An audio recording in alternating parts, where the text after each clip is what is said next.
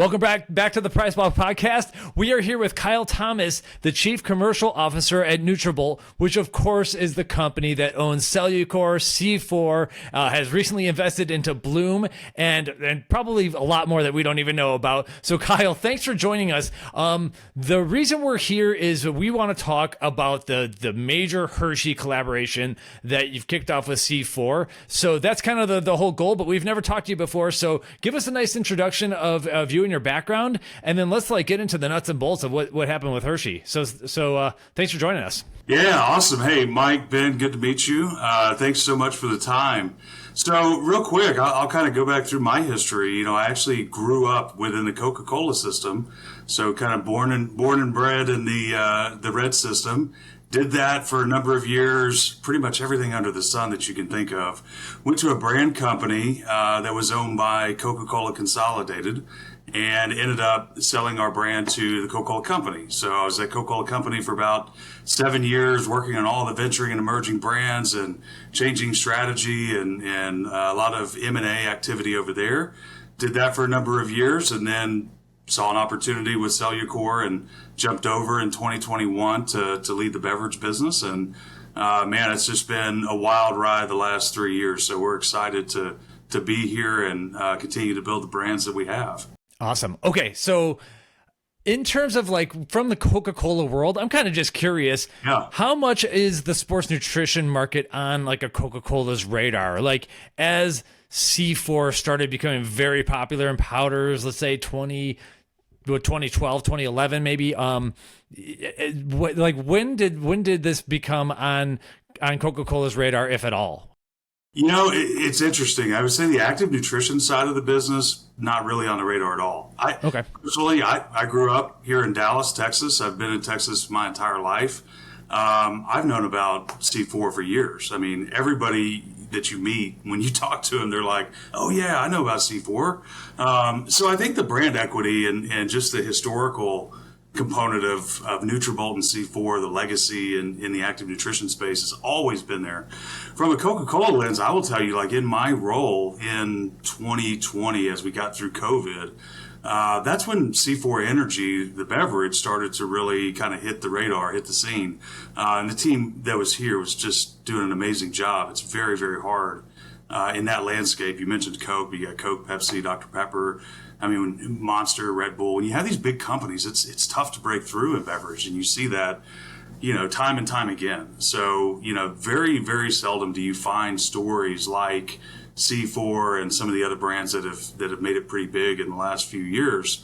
So, I would say in general, active nutrition space, probably not so much on the radar.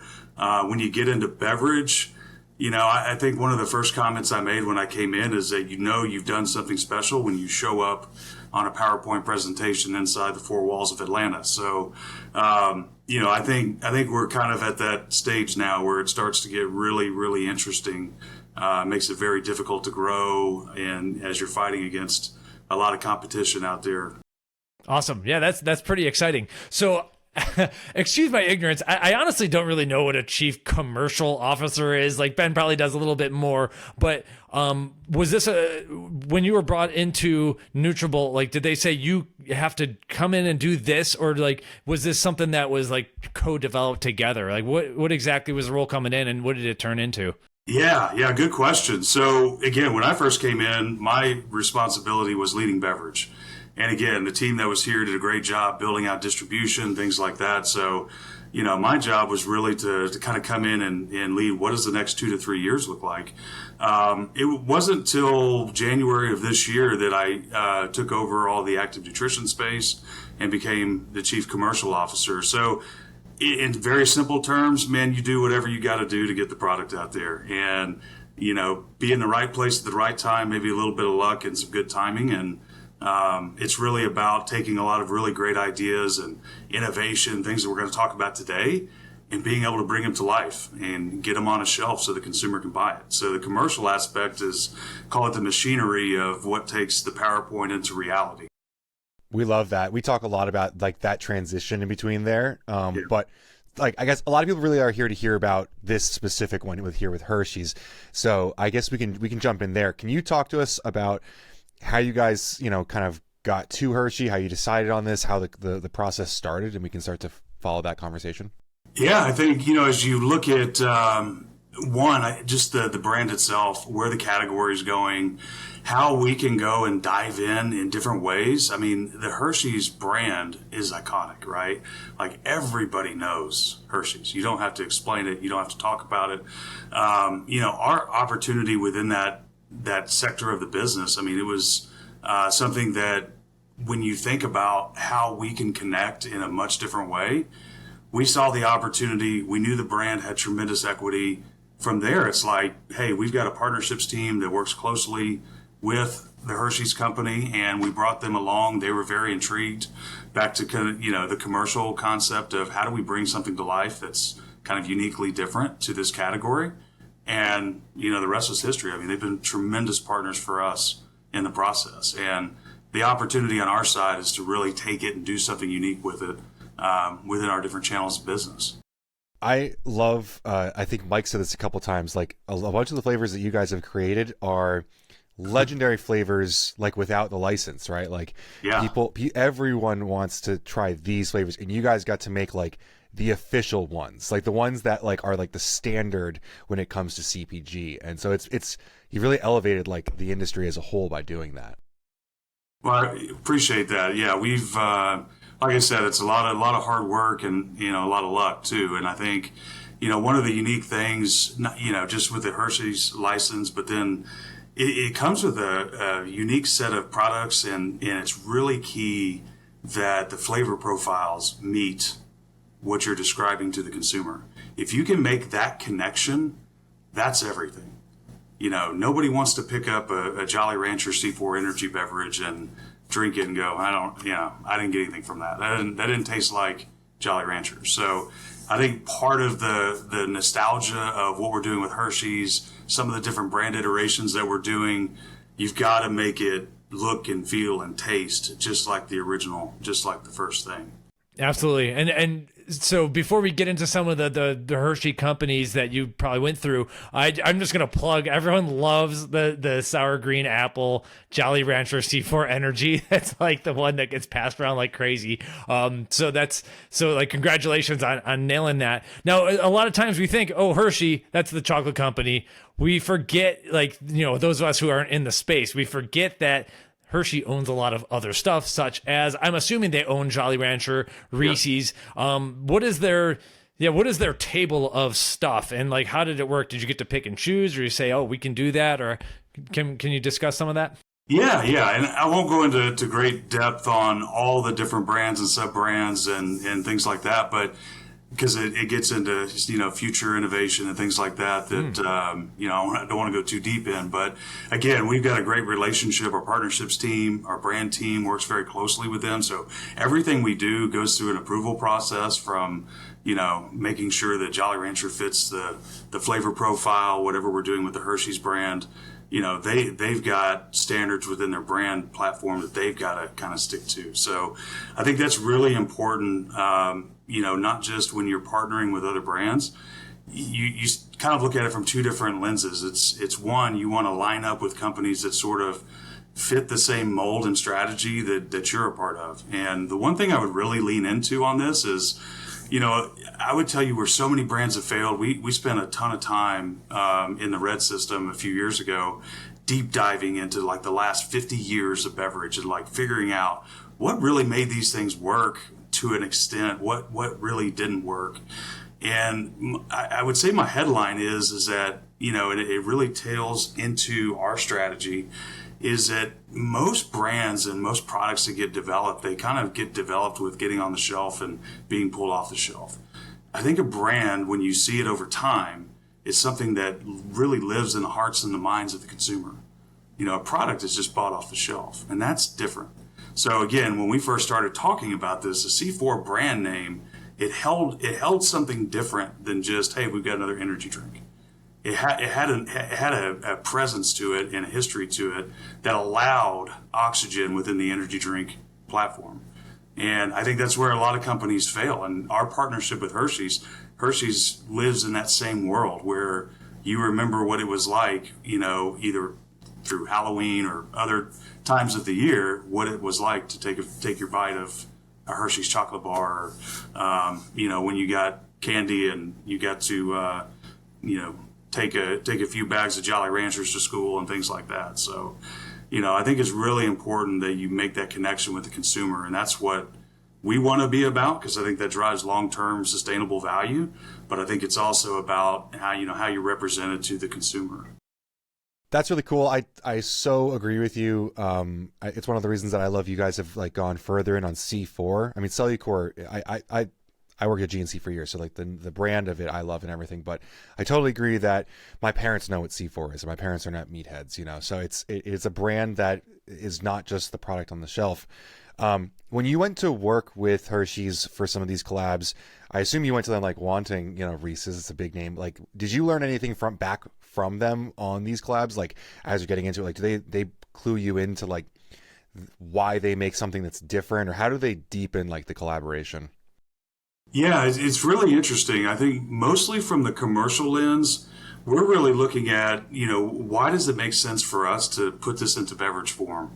And, we go through a lot of flavor profiles and brand names, things like that, when we look at any kind of strategy and what we would call platforms and partnerships. That's something that got inked a few years ago on how we think about our business. But they've been tremendous on just providing data points on consumers and, which consumer types fit, profiles, and how that makes a lot of sense in what we're doing. Jolly Rancher is like one of the most, widely known candy brand. It's literally at the top of the list in terms of candy flavors and things like that, in terms of what consumers are looking for and what we think fits well with our brand. So yeah, they've been fantastic partners. And I would tell you, one of the things that I was a little bit leery of, a couple of years ago, when you're dealing with some of these big companies coming from a big company, it could take time, like to maneuver through, all the different people involved. And they've been phenomenal. They're very quick, and we can turn very quickly. It's important for us as a kind of entrepreneurial brand company to be able to move fast. Mm-hmm. What I, from my perspective as an outsider, what I like about these kinds of partnerships, aside from the great flavors and everything, is like, if we're speaking honestly, Hershey they're a huge company. They don't need C4, and C4 is doing very well without Hershey. So like, you don't really need each other, but there's this thing that happens where both sides win, because Hershey probably doesn't have too many flavors inside of energy drinks or whatever. And C4, quite honestly, could use like a really, really awesome protein flavor. So it seems like, to me, it's a win-win kind of fit. Is that a fair way to describe it? Yeah, because it's very interesting. The last couple of years, the whole CPG landscape has changed, and I know you guys in your world, you see it all the time. But things like Hershey's and C4 coming together, that 10 years ago would have felt kind of strange. 15 years ago would have felt kind of strange, right? And I think with the way that the consumer is changing and evolving, and what you see with blurring of categories and channels and things like that now, this is unique and fun and cool. I mean, it's something that really brings newness to the category. Retailers love it. I mean, they love the fact that we're thinking differently about the business and bringing new foot traffic into their stores. And at the end of the day, you're tapping into this nostalgia look and feel that resonates generation to generation. It's really, it's amazing how some of these brands have been around for so many years, and they just get reinvented over time as the new, generation emerges. So really, really unique. I would say for us, there's so many benefits to partnerships like this, where you do some licensing flavors and things like that. But it's really, that part of it's really fun. But the incrementality that brands like these are bringing to the category are huge. Our licensing flavors in general are anywhere from 15 to 50% incremental to the category. So you're not just swapping between brands, you're actually bringing more people in to the total liquid refreshment beverage category. And it just so happens that they love these licensed flavors. They stay within the brand, then they start going out to other flavors within the brand because they get to join it. Yeah. I think that's a good point. Like you're catching all these new people who are familiar with Jolly Rancher, but now they're kind of interested in the C4 landscape of other flavors. Does that affect the way that you innovate on original flavors at all? Totally. Yeah, absolutely.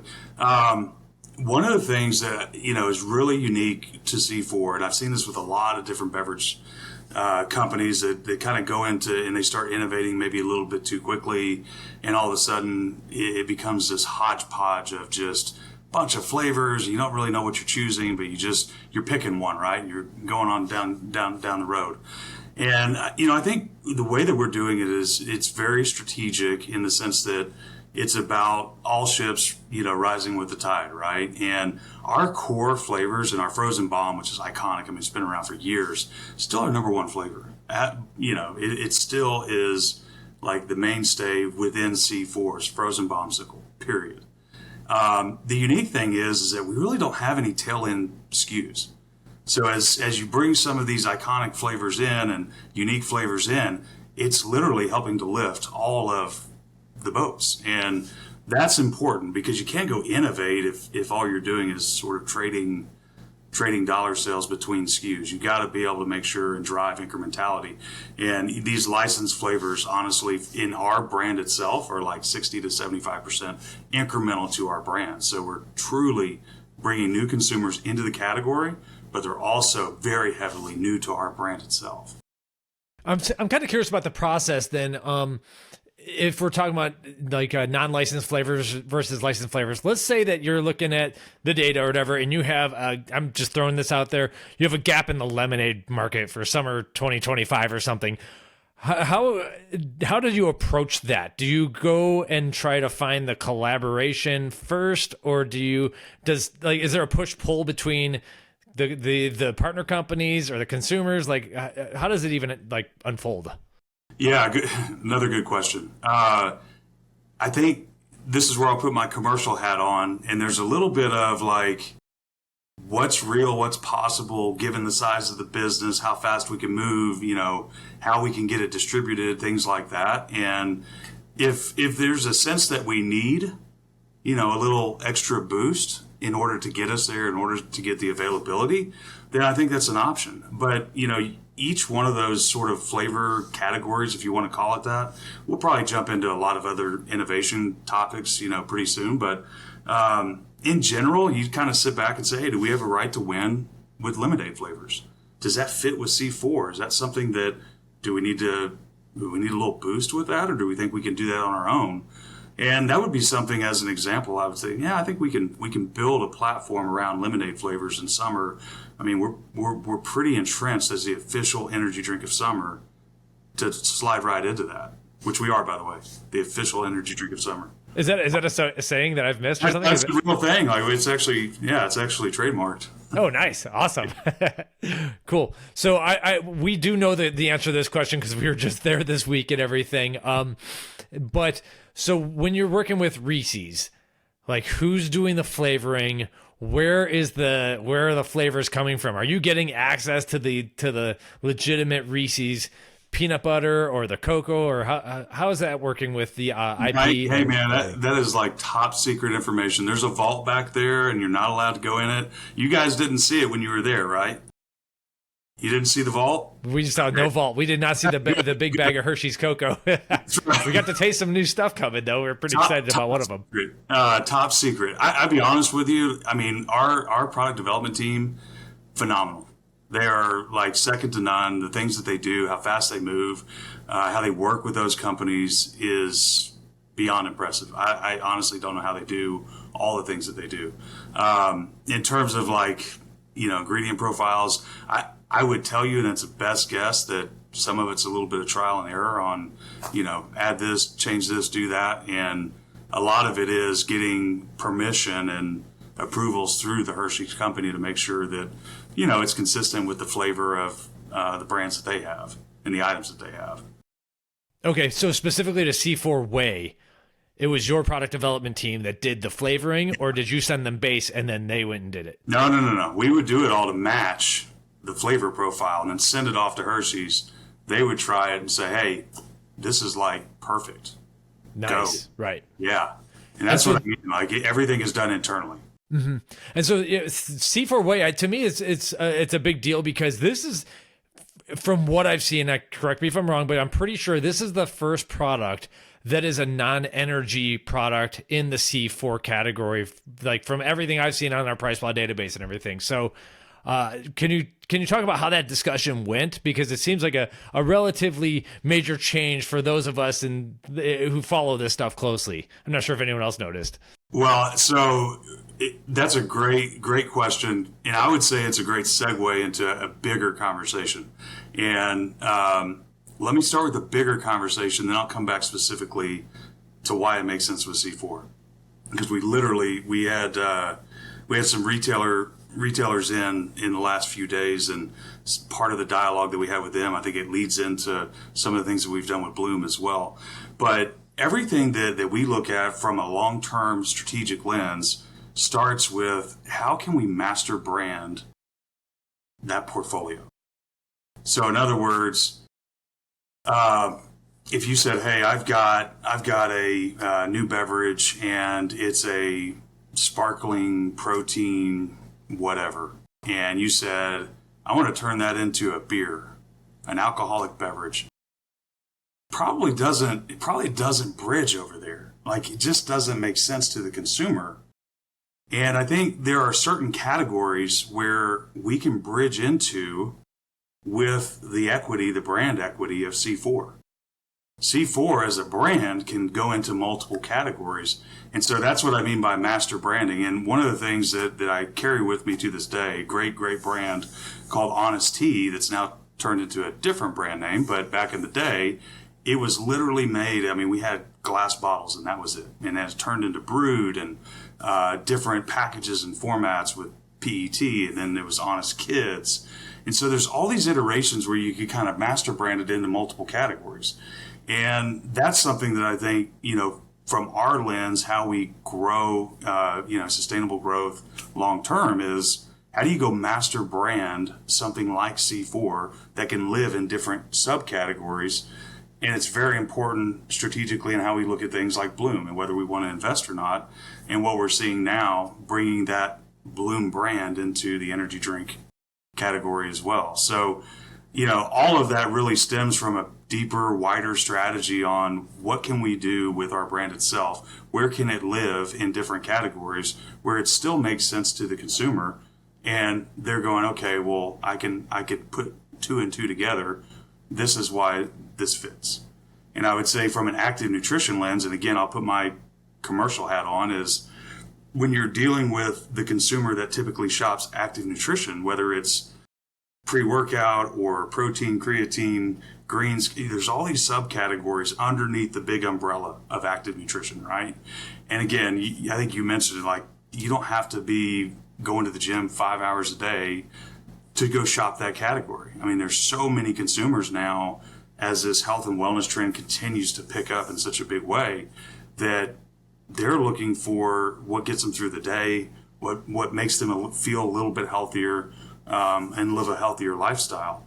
So for us, on the protein side with C4, the brand equity, the loyalty, 20-year history of always providing the best of the best from an ingredient profile standpoint, consumers trusting and knowing that when they take C4, they're going to get something good and it's not going to be something they have to worry about. So that's really important to us. And then, being able to tap into Hershey's from a taste profile just makes a ton of sense in the world for us to be in that protein subcategory within active nutrition. Okay, so you don't have to leak anything, but it wouldn't be out of left field then if you are master branding C4 that there may be other things that are non-energy. Like, I don't know if there'll be a C4 multivitamin, but it's possible. Yeah, could be. I don't think you'll see like a, C4, I don't know, ice cream, but who knows? Gotcha. Okay, awesome. So let's say, so you've done this a few times. It seems like you have some experience. So for a lot of our listeners are in the industry, younger brands and everything, If I was a younger brand, I wanted to get into a collaboration type thing, and obviously it wouldn't be landing a big Hershey company, but what are some suggestions that you would have in working with a smaller type of collaboration to keep both sides happy and safe?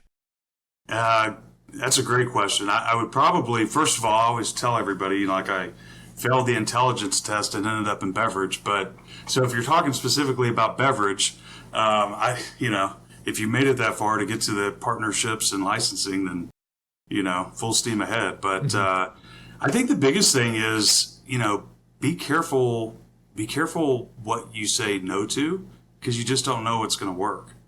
And the way that I describe it is it's wow before how. And let's say wow before we start getting into how does this work and what does it look like, and really take the time to dream of what it could be and not all the things of why it shouldn't be.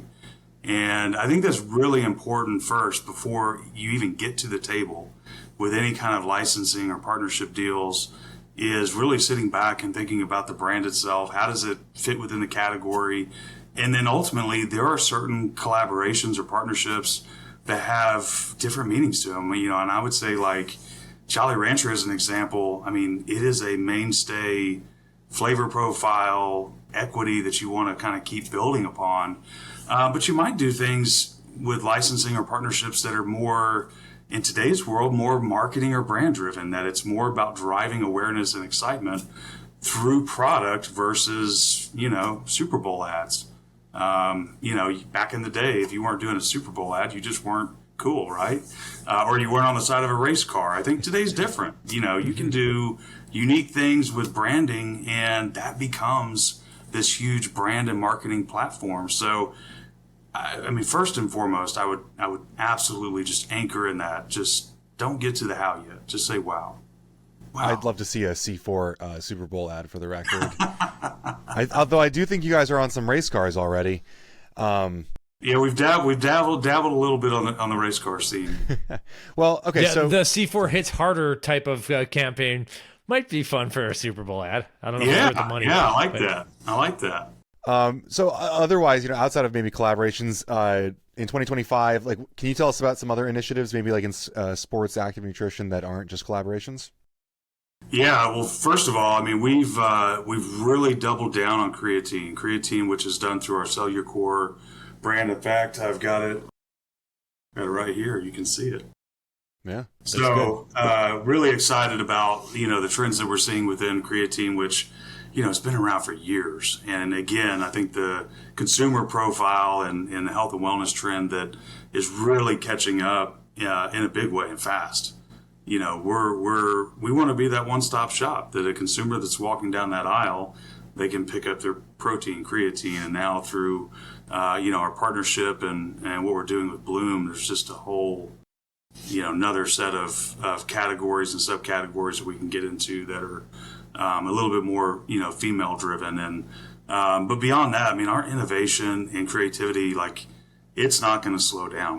We've got all kinds of stuff that we're working on now. One of the things that I think is really unique, did you guys, when you were at the office this week, did you have a chance to see C4 Ultimate Frost by chance? I don't know if we're allowed to talk about that yet, but if you're letting us. Well, yeah. We're launching that now, and, that's pretty cool innovation. Yeah. I think it's something that we can do outside of flavor and collabs, and our Ultimate brand has been on fire in that high stem 300 milligram caffeine subcategory. So there's going to be a lot of things that we continue to build on with that kind of sub platform. But yeah, there's no stopping on what we can do and how we build out this master brand profile. Yeah, we're seeing cooler and cooler things happen with the cans and the labeling technology. Yeah. And it's important because people hold these drinks, and it's a reflection of like what they want people to see, and it's nicer if you're into like showing it's cool to have a cool can, so the Frost cans are going to be something everyone's going to want to look into. So we have a guy internally that has been with Nutrabolt for years. We call him the historian. I don't know if you know Hagen.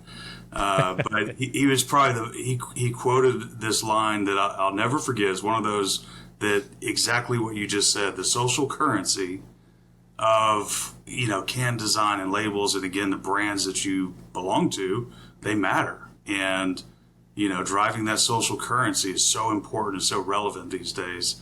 And so I think it's outside of just, flavor profiles and things like that. It's like, how do you really drive that social currency in a lot of unique and different ways, not just through flavor. Mm-hmm. Now, I do want to backtrack for just 1 second. You touched on the creatine, you showed us the product and everything, and then you mentioned women, because I'm sure you've got way more data than we've seen, but we are seeing like yet another resurgence of creatine. But this time, my wife recently asked me about creatine for women, and it's like, well, that's when I know it's starting to hit like the magazines and journals and stuff, the sites that she reads and the influencers she watches. So How does Nutrabolt navigate this space? Obviously, creatine it's in these like ever increasing waves that go higher and everything, but now we have this added women component finally. So, do you put it in a pink tub and do the pink tax thing, or do you shift it to bloom? Like, what is the strategy with creatine in general? It's a good question. I think where we see that going is more, creatine in and of itself is fairly plain, right? It just is what it is. It's been around a long time. But, to your point, there's this resurgence and expansion of who takes creatine. Who's it for? He's air quoting for those listening on the audio feeds. Who's it for? Who does it fit? And typically when you say that, there's a visual that comes into your mind about who you're talking about, and we all have the same visual of who's the one slamming the creatine down, right? And that's changed, and it's going to continue to change and evolve as this health and wellness trend continues. And I think our consumer base has expanded into female profile males that are not there hitting the gym and hitting the weights again 4 or 5 hours a day, and it's just about building lean muscle mass and being healthier. And there's also a lot of conversation right now about mental clarity and mental benefits through some of this as well. So all that said is, again, I'll go back to like the master brand strategy is, does it fit for like a C4 to fit in a pink tub and call it creatine for lady? Probably not. So I think that's where we look at things like Bloom. Bloom has this opportunity to go into creatine and pre-workout, and it gives women something that in that female audience, something that they can belong to and don't have to feel like they're picking up Johnny's creatine tub and heading to the gym. And so I think that's important. You're going to see more and more of that transition over. Cool. Okay, thank you. Are you willing to share the rough demographic, like male to female ratio of C4 energy carbonated? Is that? Yeah, look, it's I would say it's changed a lot over the last 2 to 3 years. One of the things that I think is more of a secondary benefit, but it's something that we thought about early on, is like, how do these flavor collabs and licensing and some of the, we hit harder, all the things we're doing with UIL, has really like aged us down, and we're more of this. Have you guys heard of the lifestyle category? So you've got performance energy, and then you've got mainstream energy, and like this energy is lifestyle, and this one's high stem, and all of. Have you gotten all that nomenclature? Yes. Yeah, perfect. So really interesting is that the way that I describe it, and I'm going to go back to my roots here just for a moment.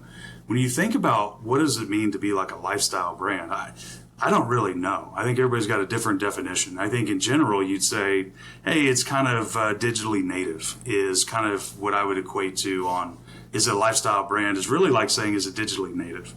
And that tends to trend a little bit younger. You kind of have a different following.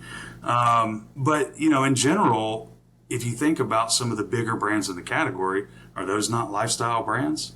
I mean, you think about each one of those brands, I'm not going to mention any of the names, but, each one of them has sort of like, hey, those are my people. I'm one of those. I drink that. That's who I belong to. And I think all of that really ladders up to a lifestyle. C4 on the active nutrition side really began years ago in this lifestyle that has transitioned into a beverage that's a little bit more mainstream. And we're the fourth largest beverage in the country, in a massive $22 billion category. So I would say that not only from a demographic standpoint have we sort of gotten out of the gym from call it the old school, what we sort of represented before, to a much more lifestyle driven younger brand that 18 to 24-year-olds are picking up and they're loving. I mean, my son's in college right now at SMU in Dallas, and I mean, all the fraternity dudes, I mean, they're just like, oh man, your dad's with C4, that's so cool. So we've got a whole fraternity row taken care of down there. It's awesome. But they're loving it. Demographically, I would say C4 Energy, and again, it depends on the platform you're talking about. It's probably more, male than female, 55-45, maybe 60-40. But yeah, it's we've started to really dive into this lifestyle age of how do we go and be more relevant mainstream, and our brand and velocities continue to grow, and that's the most important thing. Early on with the lifestyle designation, it was a lot about the 23 hours outside of the gym, so it wasn't just always selling pre-workout, and it was how you engage consumers outside. But one of the things that I've personally moved on to believing too is it's also the feeling that people have when they have your brand in their hand. Beverage does that really well. I kind of joke that there are different camps of what energy drinks those people drink. There are certain people that are C4 drinkers, and that to me, that's where lifestyle has gone, because so many of these drinks have become status symbols of what can you have in your hand when you're walking around the gym or whatever. And there are people who feel very close to whatever energy drink that they want to be drinking. So I really do see what you're saying there. It's super curious and super interesting to learn more about that eventually. But I do believe it. Mike, I think you were kind of surprised about the split. C4 has really kind of left sports nutrition and become that main. I don't want to call it mainstream because that might sound bad, but I think that it starts to skew, get away from skewing a certain gender once you get into that mainstream and people see you at grocery, Walmart, Target, stuff like that. You get. I think more of an even split at that point. I think traditionally we might have thought of C4 as a very male brand, but back when it was very sports nutrition heavy. Yeah, it's really, so just an interesting little factoid is when you look at that active nutrition space and compare it to energy beverages, and you see more and more brands that have started off in that, call it active lifestyle space, move into beverage over time, and there's this massive crossover. I mean, literally 97% of active nutrition shoppers, whether it's pre-workout or whatever, they transition into the energy drink category, and they'll buy C4 Energy there. It's what they know. They've seen, the brand, et cetera, but it doesn't really cross over the opposite way. It's really unique. If you think about it, and this may be I probably shouldn't say it like this, but at the end of the day, when you mix up a C4 pre-workout, it becomes a beverage, right? I mean, it literally becomes liquid. So it's not so crazy to think about that eventually, whether you're drinking it out of a can or you're mixing it up as a pre-workout, it all becomes a liquid that you're gonna be able to take and enjoy, unless, in which I've come to learn being a Nutrabolt, that apparently there's people that dry scoop this stuff, and that's crazy to me. I'm going to try it though one of these days.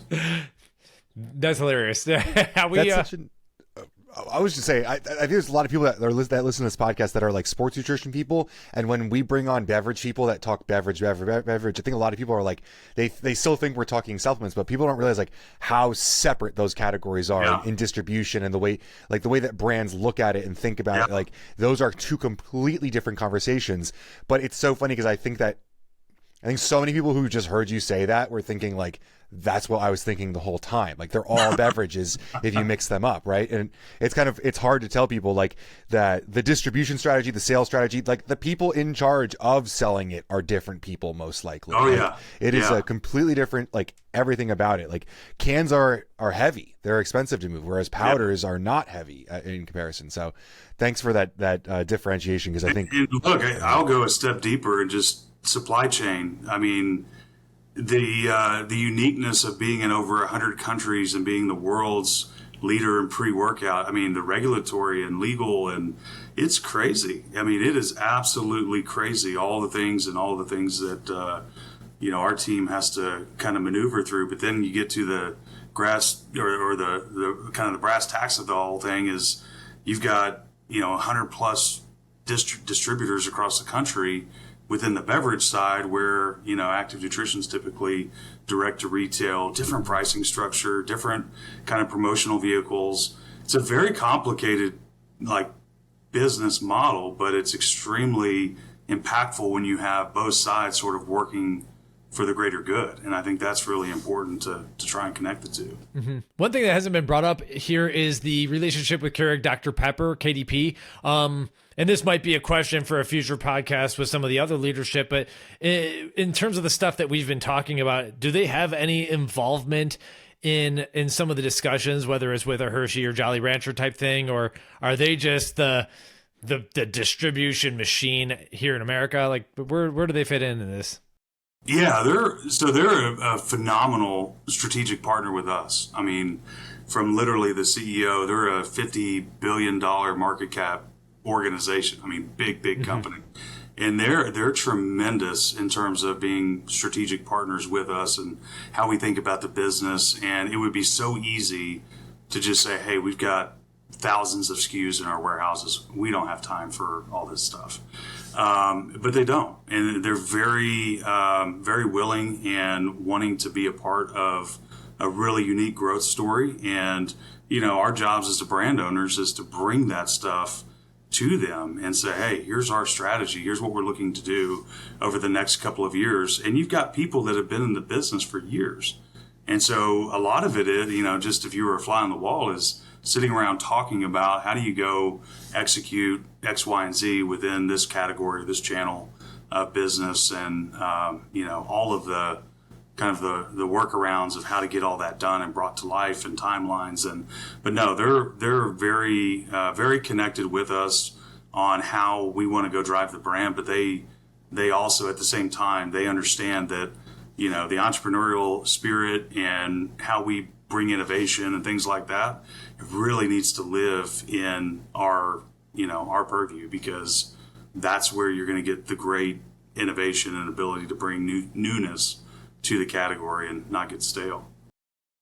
Awesome. Okay. Well, I'm pretty much out of questions there. I just wanted to understand the KDB thing. One thing I wanted to add is that in general, it's just a boss move having Reese's peanut butter cup flavor on your whey protein, because we've seen it for, I've been in this industry 15 years. Everyone's always tried to compare themselves to this flavor, and then y'all went and just got the flavor. I don't know. I just think it's that was pretty alpha right there. So congratulations on maneuvering that, maneuvering that deal and everything. Do you have anything else to add at all about any of the stuff that you have coming or that you've been doing? Yeah, well, look, I think, we talked a lot about the Hershey's brand, and we talked a little bit about Jolly Rancher and some of the launches there. I think, the biggest thing is when you think about, this partnership, and we touched on it a little bit within, health and wellness, and the consumers that are now walking into that active nutrition space is much wider and broader than they were before. That decision tree is so hard if you think about it through the lens of just a normal average consumer that's walking in there trying to figure out, is creatine the right fit or is protein the right fit? Our collaboration with Hershey's is about cutting down that decision tree. You go in there and you see all those items, and it's overwhelming. And you get to see C4 and Hershey's together, the brand equity of both sides coming together in a protein, and it's going to taste great. It's a home run.